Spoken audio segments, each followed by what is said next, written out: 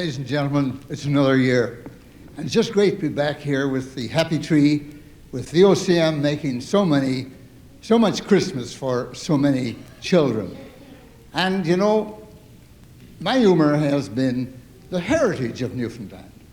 And I've had great fun telling not only Newfoundlanders about it, but mainlanders about it. Now, you know, it's the greatest thing at all, is to have a good belly laugh. Did you ever have a good belly laugh? Well, I'm going to ask the men to let go of their belts and let the women now let go what they want to let go. Because I'm not very versed in what they do to get a belly laugh out of a woman. But you know, I was out to Bloomfield, there in Bonavista Bay, there this spring, and they were great laughers, you know. And this woman come up to me after it was over, and she says, Uncle Al, I've a laughed in places tonight I never laughed before. So if anybody here has never laughed, see if you can find out where those places are tonight, eh? I was down in Burgeo talking to the graduating class. And you don't go down and just talk humor to those people. You give them a little philosophy and also some of your humor. But I was back in the kitchen of the boarding house, and the coastal boat had been in, and a chap got up, naturally, to go down to the post office. He came back in half an hour and sat down in the kitchen. He says, I got the mail. There was none.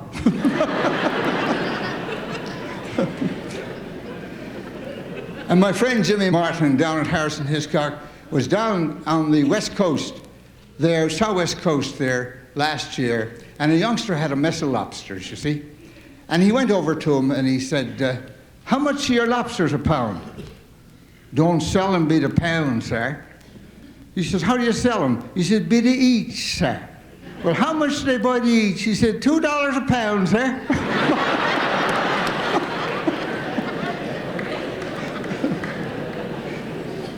Here's a little story for my youthful friends in the audience, and my wife has a friend, and she came home and told me about the little boy, and like all mothers know who've had a little boy, that sometimes they get up and they're in good mood, and sometimes they get up and they're in bad mood. Well, this morning he came down, the 3-year-old, and he was really in a bad mood. He wasn't going to have the porridge, it was too cold, and the orange juice didn't want that, and eventually she put a slice of bread in front of him, but there was a hole in him, like you often see a hole in a slice of bread, you see. And he didn't want that, there was a hole in the bread. So little girl, sister said, I'll have that, Mom. And he munched away at his whole slice of bread, and when his sister had finished her slice of bread, he said, Susie, what did the hole taste like?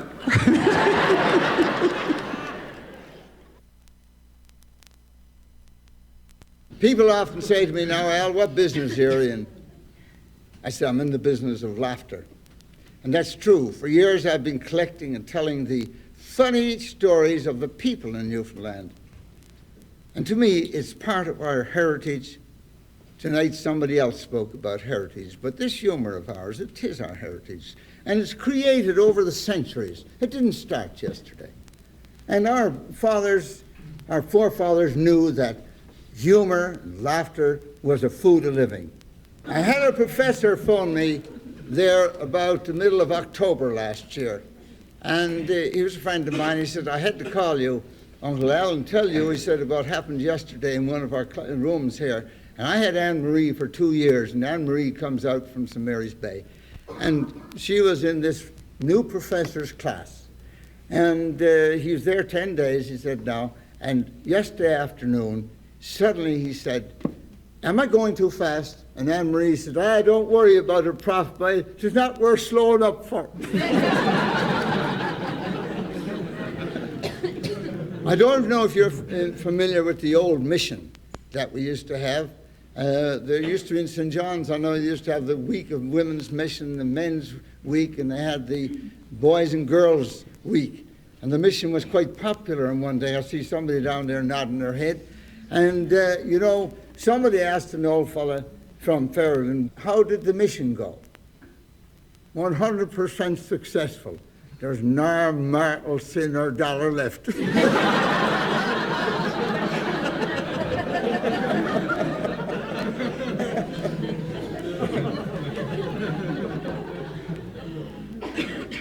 And this is typical, you know. Somebody asked him where he'd been, this fellow. And he says, up to see an old friend, by. What happened? Is he, yes, by? He didn't die of anything serious, he just up and perished.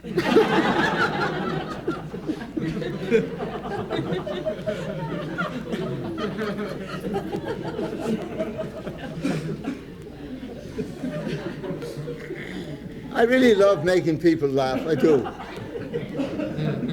And I laugh with everybody I meet, and sometimes they're absolutely unknown to me.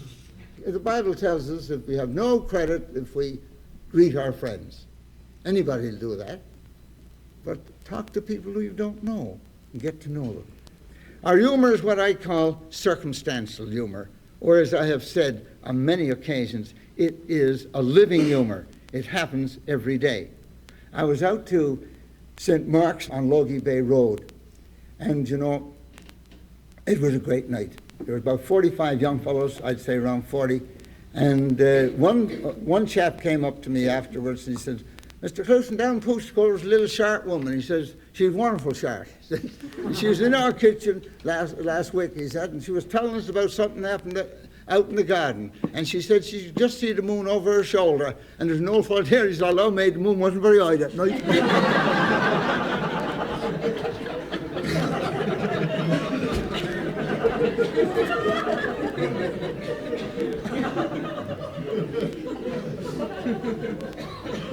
There have been many times when I've been introduced as a Newfoundlander, and then they say, well, you don't talk like a Newfoundlander.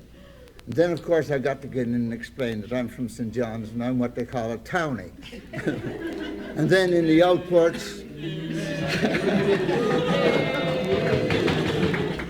and I said, the other people that you're talking about have accents because their parents are from England or Ireland, and they've never lost their accents. But that's why you've never met a person from St. John's before, just people from the outports. I was on the radio for 2 hours in Grand Falls in 1975, about December, and right at the end of the program, this woman phoned this and said, "This you, Uncle Al?" I said, "Yes." She said, "They got any Stickin plaster up there at that radio station?" "I don't know." She says, "If they haven't, you tell them to sign out and get it, and stick it on your end, stick it in your chair, so we can have a laugh all day."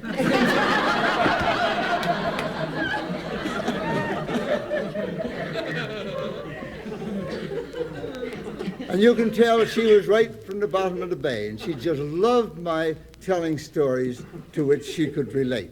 A lot of people want to change their language, but why be ashamed of our language if we get it honestly from our mothers and fathers? Why the H is put on and the H is dropped all over the place? And then that famous old story about the conductor going through the train, and he said when he got to Avondale, or Holyrood becomes before Avondale, you see, there, if anybody's not used to the geography, and he says, came through Olyrood next, you see, and the man called him over. He said, "But that's not the way it's spelled. You didn't put on the H." "No, sir, we picked that up in Avondale."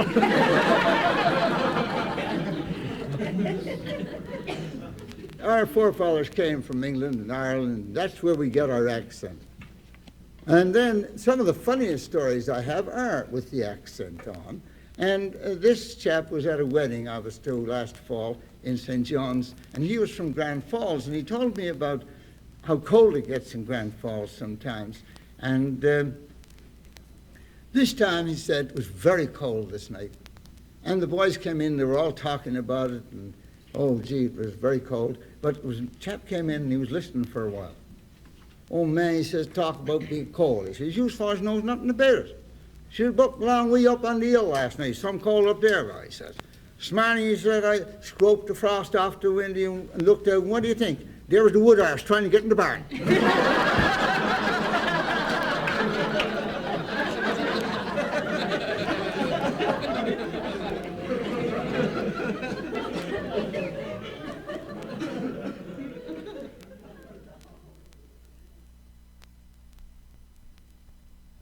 This is the story of Cinderelly.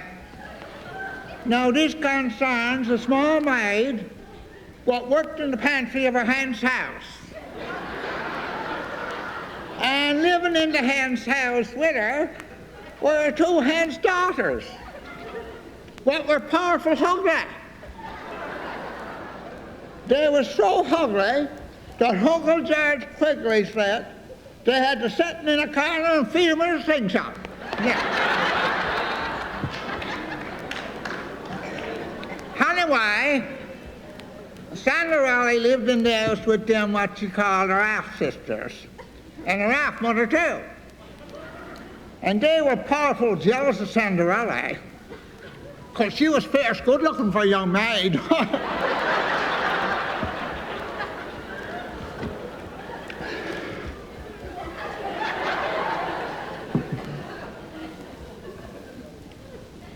Anyway, at this time across the cove, the merchant's son was getting ready to throw a time, see? See, he was celebrating his 21st birthday party, see? And he was leaving for the Grand Banks in Short Harbour. So he wanted to meet a nice girl, see? Probably get himself married, something like that. You know.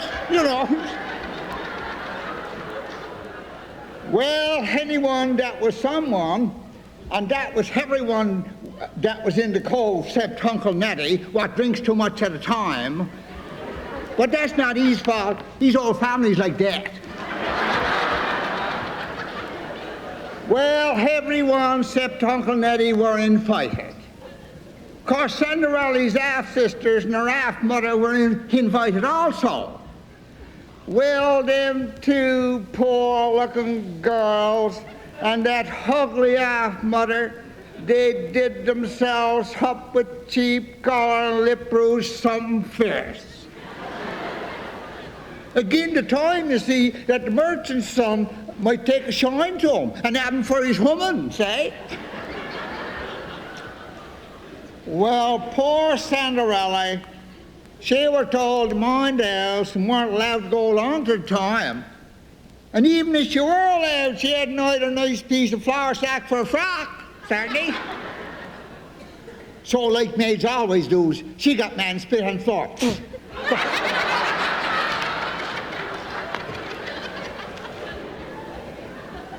Well, the half-mother and half-sister told Cinderelly to mind herself without she got a clout in the eat. So she just sat by the fire and cursed quiet like under her breath, you knows. You knows. Well, when they was all gone to the time, Cinderelly was sit there looking manful. When to once, she heard this fierce noise out in the pantry. She hove up from her cellar and went out to have a look. Well, you talk about it. There in the middle of the pots and pans and the kettles, wasn't there the hottest looking thing you ever want to set your eyes on? It were a whole woman with wings onto her jersey on the back. And in her hands, she held a small skull horrible one, and in the other was half bottle of screech. Now, you might say she were well equipped, because there's nothing you can't do but a skull gnawer and half bottle of screech. Hello, she says to Cinderelly. I'm your fairy godmother, and I is here to help you, child, get across the harbour to the time. Well, of course, Cinderelly blinked her eyes and never found it why. But when she looked again, there was the fairy grandmother was still there. Without more ado, the fairy godmother oved her skull now around her head a few times, and in the floor smoke and soot, Cinderelly were transformed into the most beautiful smock you ever want to see. With crepe paper on it, and flowers around her waist, and on her feet was the nicest pair of new rubber boots you had ever out to set your eyes on.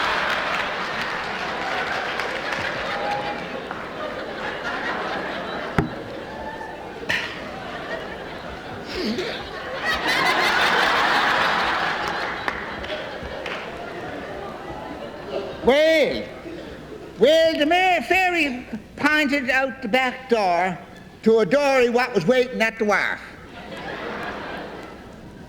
And she told Cinderelly to get aboard and go over to the time, but she charged her to be home by 3 in the morning, or the dory be turned into slab house. Well, afore long, she turned up at the time and was cocking up her legs in the lancers, and it was not long before she caught the high the merchant's son. Well, he was just gonna grab her and swing her round when she hied the clock. 'Twere near 3. Off she fly down the steps at all and into the door and skull like mad across the harbour home. But alas,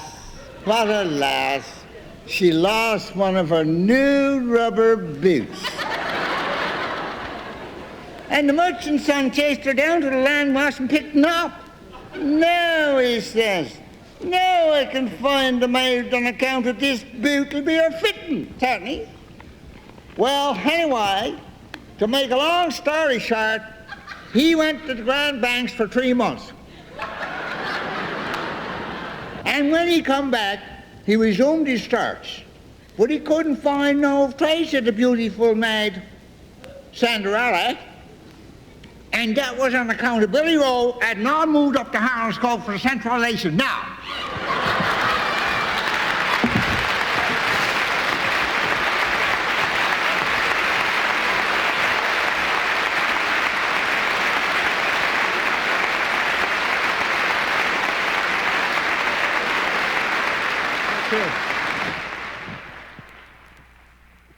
by telling Newfoundland humour at its best on the mainland, I hope I have helped to squash the Newfie joke. And you know, it is on the way in. But I want to tell you a few little stories. This is a true story given to me last week. And Goodyear's in Grand Falls wanted a special kind of a hearse. And they found the hearse they wanted out in Vancouver. And they sent this fellow out by plane to bring it back. And he was quite a fast thinker, you know. And coming back through Alberta, he stopped at a gas station, and the attendant came out and looked the hearse all over, you know, and he's walking around the back. He says, "Newfoundland license plates." "Well, gosh, you're a long way from home, aren't you?" "Yes, but I tell you now," he said, "a fellow from home died out in Vancouver, and they sent me out to get him because his family knew he never liked to fly."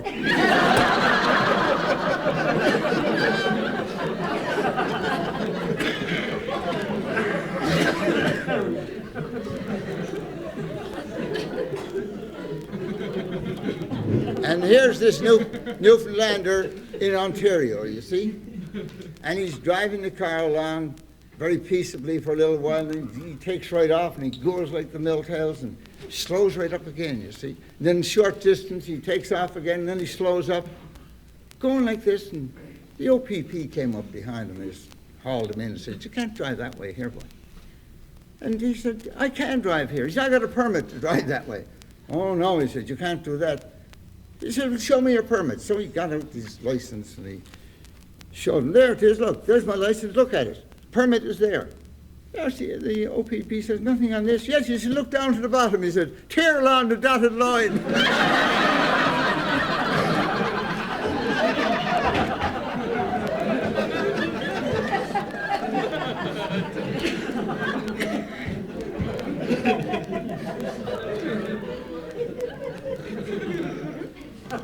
There was a tourist in St. John's, and he got himself involved, and the police picked him up, you see.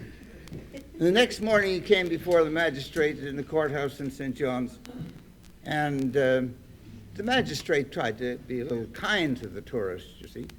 And after a while he said, "You know, this is not very kind of you to bring this fellow in after all, you know." He said, "We got to be kind to our guests in St. John's, and not because a fellow's on his hands and knees looking at the white line. He said, should you run him in? Ah, yes, sir. He said, but this fellow was trying to roll up that white line.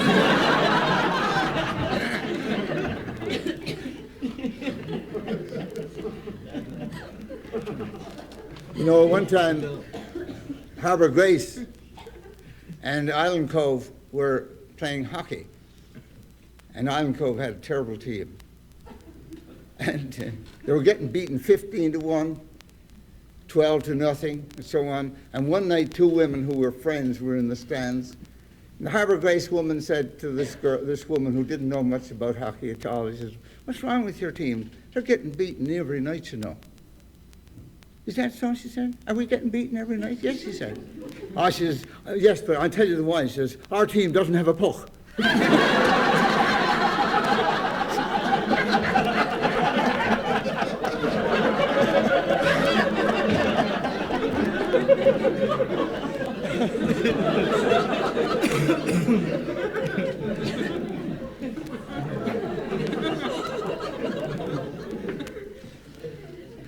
This is a true story. Of course, all my stories are true.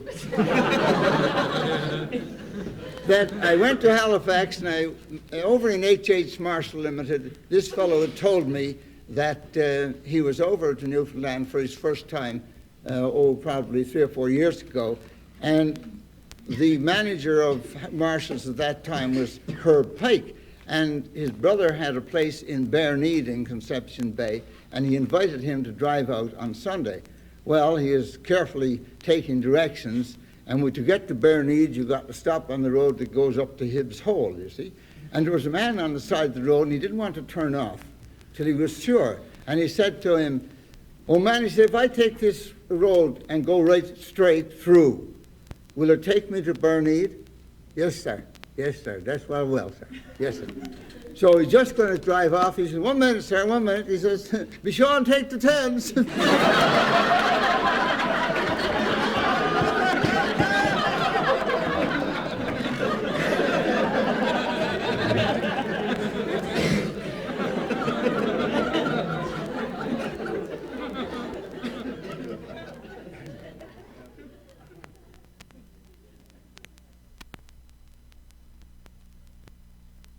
But children are great laughers. They're better laughers than adults. They really are. And they're looking for something funny all the time. You don't know it.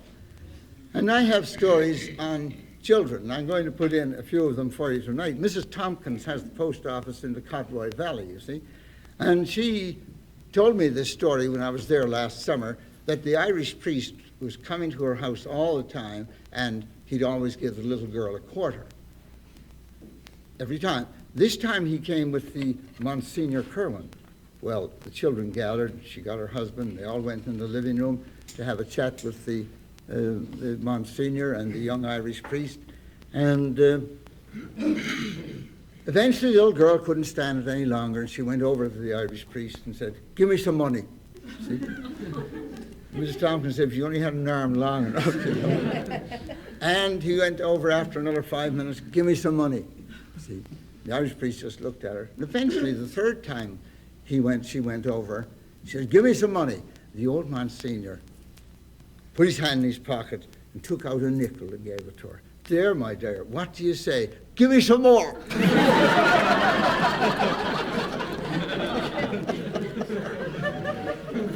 Anyone with children can appreciate that. But the little girl was asked, she said, Linda, did you say your prayers last night? No, Mommy, she said. I knew God was tired hearing the same thing all over again, she said, every night. So I told him the story of the 3 bears.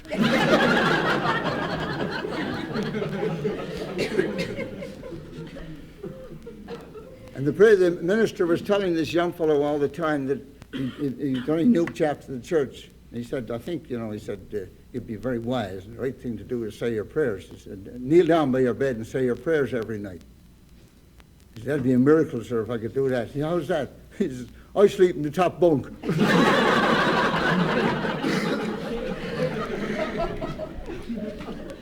Sunday school superintendent asked the whole Sunday school, where does God live?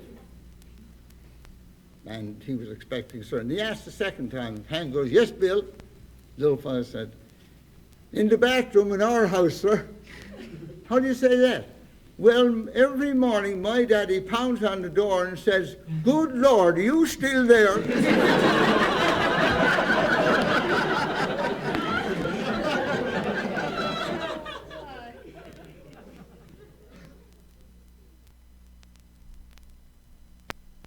Kevin Jardine is a great friend of mine, and he met me in Water Street. You often see these columns in the Evening Telegram. We swapped some stories, and he said that Mickey Bryan was a member of St. Patrick's Parish, you see, and Mickey was a fellow who was always living it up, didn't go home often. He was just wanted to get enough money to have another bottle and another good booze, you see.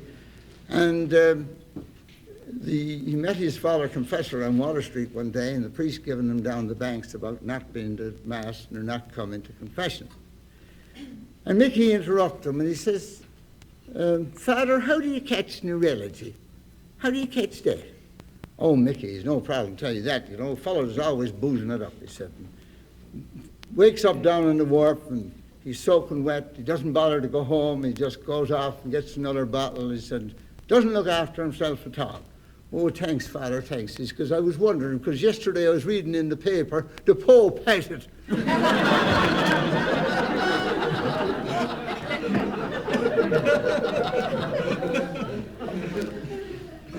You know Bob McLeod, of course, a lot of you know Bob. And he's now in the home with his wife and very happy there, and he's been a great friend of mine all through my life. But he did tell me one little story a little while ago where he met this friend of his, an old gentleman from the outports, and he knew he'd been married recently. And he said, or would say a year ago, and he said, oh man, he says, how's your wife? Well, Uncle Bob, sir, she says, he's not half nor quarter so good as me first wife, he said. But I'll get the winter out of her.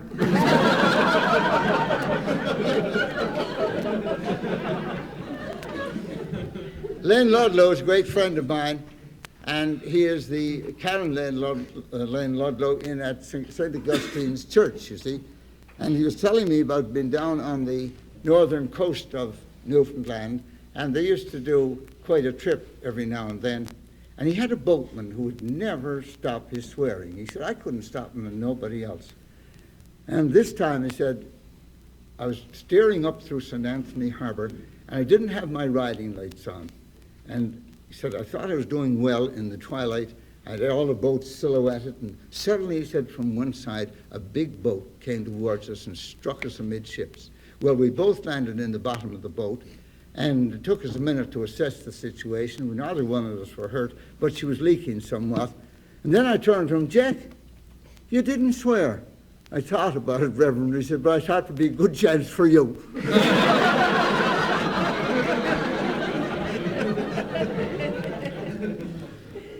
Now, I think these are the funniest stories, I think, of all, the stories on death. And I tell mainlanders that Newfoundlanders are realists. They know you can't have death without life, and you can't have life without death, and they laugh at both. And Haig Young has the funeral parlors in Island Cove, and he had a harnsman in one room and a KFC fellow in the other, you see. And they both had the regalia on, they were laid out. And this time, Haig said, one of the Liviers came up to sympathize with the family and went into both rooms. But he went into one room where the KFC fellow was, you see, and the prayer beads were wrapped around his wrists. And on the way out, he said, Haig, my dear, he said, you're not worried about Harnsman getting out of the box, he said, but you're some worried about that Catholic fella in there. So he says, how's that? My dear, go and have a look at that. You got a handcuff, look.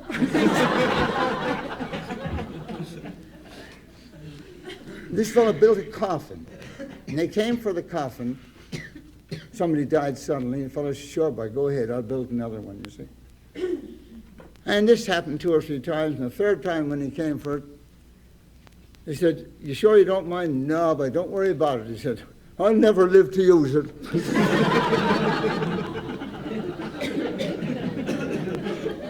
There's just two more stories, and these are classics, I think. When I was down in Bloomfield, this chap turned to me when the music had been turned down and they were having a rest, the band having a rest. And he said, Uncle Al, he says, just like that, he says, when they were putting the lick around Newfoundland, he said, if some fellas didn't have the money to put the wiring in, he said, and they used to say they didn't have the money to put the lights in.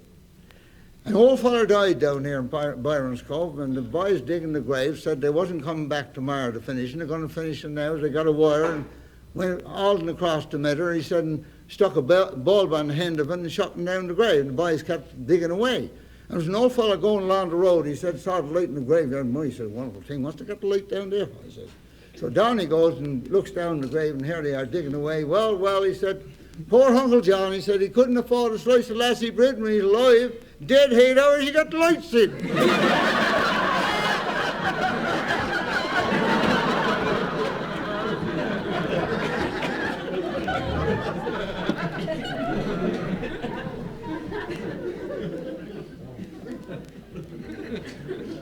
There's a very rocky area, and the houses actually are built on the side of the cliff, as it were, but they're quite secure. The men do know what they're doing with putting houses there.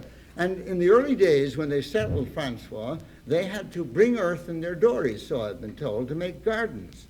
It's just a very rocky place. But the graveyard, that was quite a problem.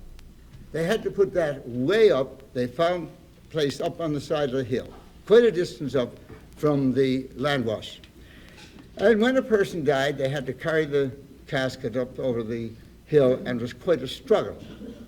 And this time, it was winter time, and everything was full of a glitter. And they had the casket on the slide, you see, and they pulling the casket up, and they thought they'd stop and have a spell. Nobody remembered to secure the slide, and the slide went backwards, casket, carps, and all went down, you see. And this fellow saw the situation, he jumped in, he's going to be killed, he's going to be killed.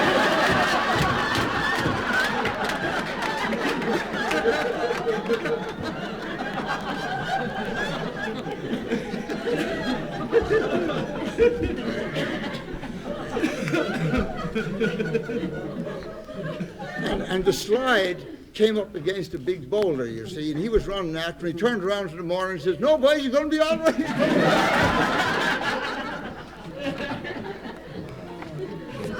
Thanks very much. You're a wonderful audience. Thank you very much.